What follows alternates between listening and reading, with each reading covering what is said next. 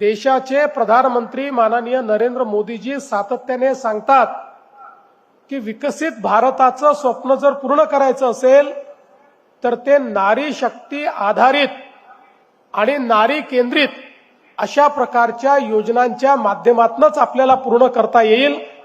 आणि सातत्याने 2014 पासनं आपल्या सामाजिक व्यवस्थेची दिशा, शैक्षणिक व्यवस्थेची दिशा आणि आर्थिक व्यवस्थेची दिशा ही महिला केंद्रित करण्याचं काम हे मोदी साहेबांनी केलं आणि आज त्याचा परिणाम देखील आपल्याला मोठ्या प्रमाणात दिसतोय।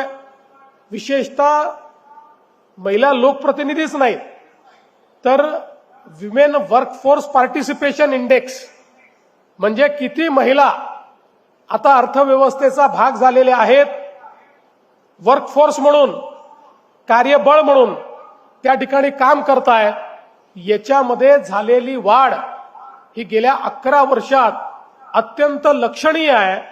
आणि म्हणूनच कदाचित मोदीजींना हे सत्य लक्षात आल्यामुळेच 2014 साली ज्या भारताची अर्थव्यवस्था जगामध्ये 11वी होती, मात्र 10 वर्षामध्ये तो जगातली 4थी अर्थव्यवस्था झाला आणि लवकरच जगातली 3री अर्थव्यवस्था होतोय।